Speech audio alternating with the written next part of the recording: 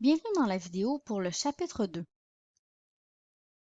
Donc, tout d'abord, le statut dans l'Empire britannique, dans le fond, le Canada, comment est-ce qu'on se positionne dans l'Empire britannique? On va voir l'apparition de deux mouvements de pensée, donc les gens qui vont se dire impérialistes, donc qui partagent l'opinion impérialisme.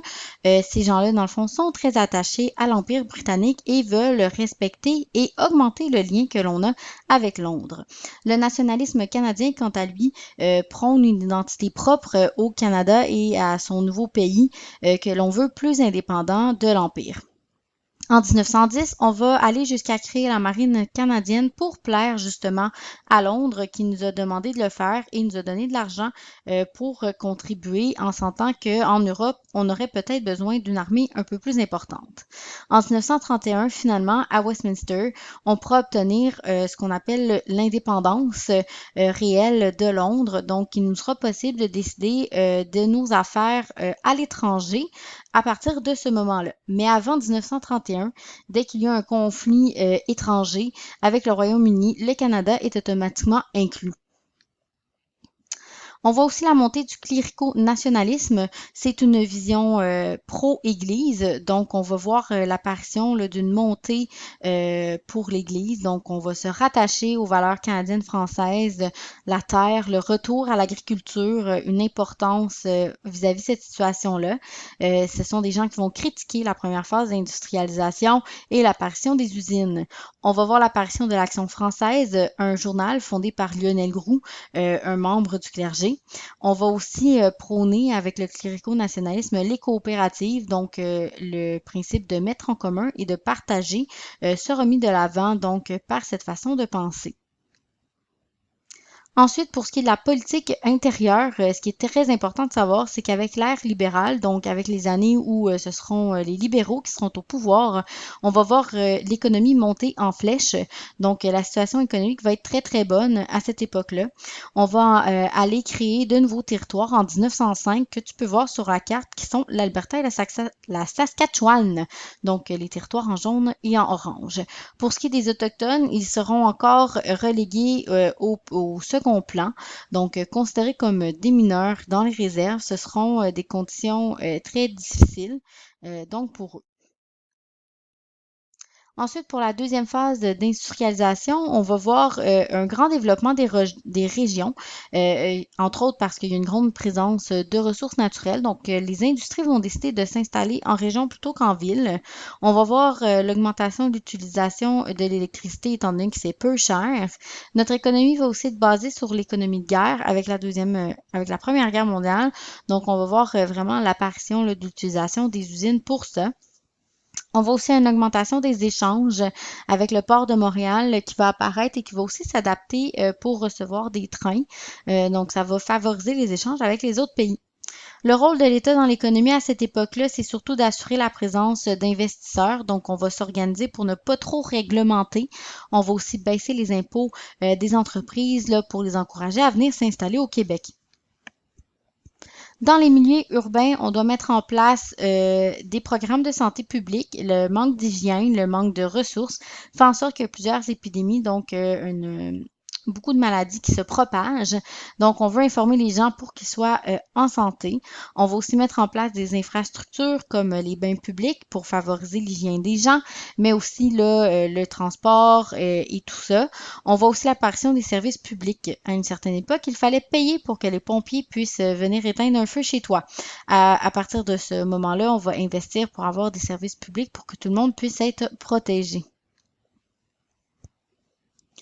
Ensuite, pour ce qui est du flux migratoire, on va commencer à développer l'ouest du Canada dès 1896. Donc, assez tôt, on souhaite coloniser les nouveaux territoires qui sont à notre ouest pour les peupler. On voit aussi l'apparition d'une grande xénophobie envers les immigrants qui viennent au Canada. Donc, on a peur de l'étranger énormément, ce qui est très difficile pour l'intégration de ces gens-là. Il manque beaucoup de structures aussi pour les accueillir, par exemple pour leur premier hiver. Donc, c'est très difficile pour eux de s'adapter.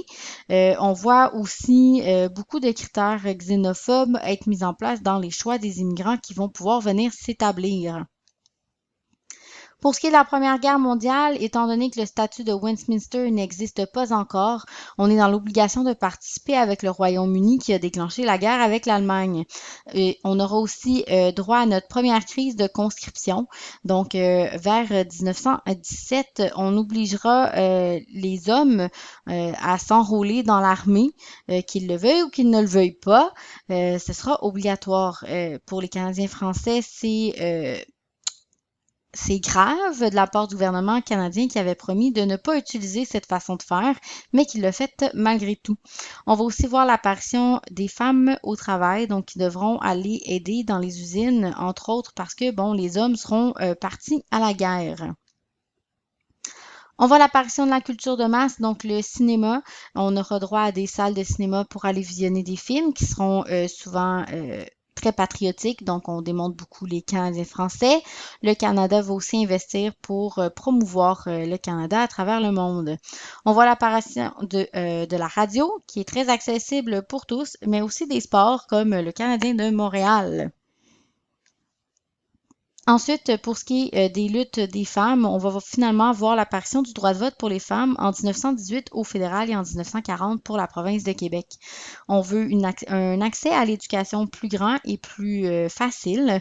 On va aussi voir des femmes faire des grèves, donc gréver pour obtenir des meilleures conditions de travail, ce qu'elles vont finalement avoir. Entre autres, elles vont pouvoir avoir autant que le salaire minimum. Pour ce qui est des conditions légales, c'est difficile pour les femmes.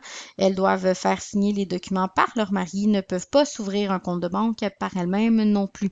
Elles sont en fait considérées comme des mineurs. Pour ce qui est des syndicats, ils prennent de plus en plus de place. On va voir l'Église catholique en 1921 commencer à se mêler du mouvement pour, entre autres, les travailleurs canadiens français qui ne veulent pas faire affaire avec des syndicats américains dû à un manque de compréhension à cause de la langue. On voit l'augmentation de grèves, malgré que ce soit quelque chose qui soit souvent violent à l'époque. On veut surtout des meilleures conditions de travail, étant donné qu'on travaille 6 jours par semaine, des semaines de 60 à 80 heures. On est peu payé si on fait des erreurs, on doit de l'argent à notre patron. Donc, ça rend les conditions de travail très exécrables. Les syndicats sont là justement pour protéger les travailleurs de ces conditions de travail-là. Ensuite, l'Église catholique va continuer d'avoir sa grande influence et mettre de l'avant les coopératives. Ils sont encore en charge du système scolaire qui sera de plus en plus déficient, donc ne fonctionne pas si bien que ça. Donc, on met ça encore entre les mains de l'Église, de même que pour tout ce qui est du domaine de la santé. Ensuite, pour l'éducation, on constate une basse fréquentation scolaire de la part du Québec, alors que ce n'est pas le cas chez nos voisins, l'Ontario. On va mettre en place vers 1943 une loi sur l'obligation de la fréquentation scolaire. Donc, les enfants de 6 à 14 ans sont dans l'obligation d'être à l'école, sans quoi ils auront une amende à payer. Les parents, bien évidemment. Ce qui va aussi faire en sorte que l'éducation sera plus accessible, étant donné qu'elle sera maintenant gratuite pour ces enfants-là. On veut donc augmenter justement cette fréquentation scolaire-là. On voit aussi l'apparition de la mécanisation de l'agriculture, donc on va voir des écoles de formation pour que justement les gens en agriculture soient en mesure d'utiliser les nouveaux outils qui sont devant eux avec la nouvelle technologie. Ensuite, phase très importante, la Grande Dépression de 1929 qui commence avec le crash boursier d'octobre 1929. Suite au crash boursier, plusieurs entreprises vont faire faillite, ce qui veut dire que les gens perdent leur emploi, donc une grande augmentation du taux de chômage. Au Québec, on décide de réagir avec la situation en développant nos régions, entre autres l'Abitibi, la Gaspésie et la Mauricie. L'électricité, qui sera l'énergie utilisée le plus souvent durant cette période-là, sera aussi très pratique puisque peu coûteuse et au Québec, avec l'hydroélectricité, on a beaucoup de ressources. On va entre autres pouvoir continuer d'exploiter le bois qui va continuer d'être en demande, l'agriculture et les mines. Ensuite, on appelle l'État-providence, étant donné que l'État-providence, finalement, c'est un État qui intervient dans l'économie de son pays pour l'améliorer.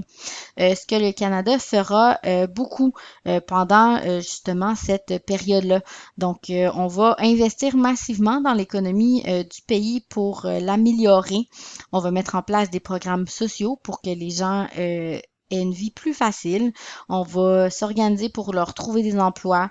Donc, faire plusieurs choses, là, intervenir beaucoup pour améliorer l'économie pour les gens. La population va apprécier. Par contre, les gens d'affaires apprécient moins, étant donné que c'est aussi la mise en place beaucoup de réglementations sur les entreprises pour favoriser la population plutôt que les entrepreneurs.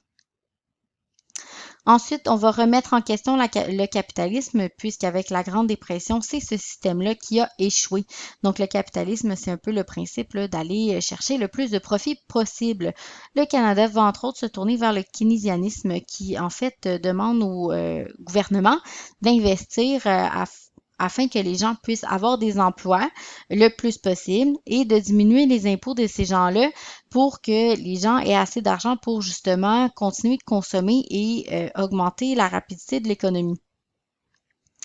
Finalement, ce qui nous sortira vraiment de la crise, ce sera la Deuxième Guerre mondiale qui va nous permettre de retourner vers nos industries de guerre, étant donné que le Canada est comme un garde-manger pour l'Europe en termes de ressources. Donc, ce sera très pratique à ce moment-là.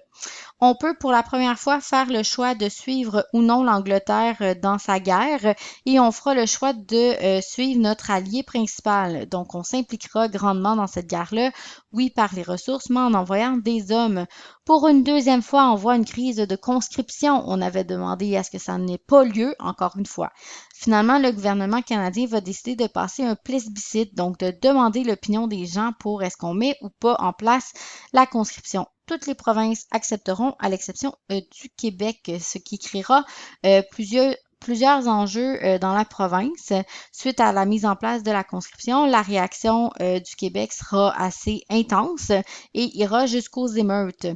On verra aussi les femmes prendre beaucoup plus de place sur le marché du travail et y rester à la suite de la Deuxième Guerre.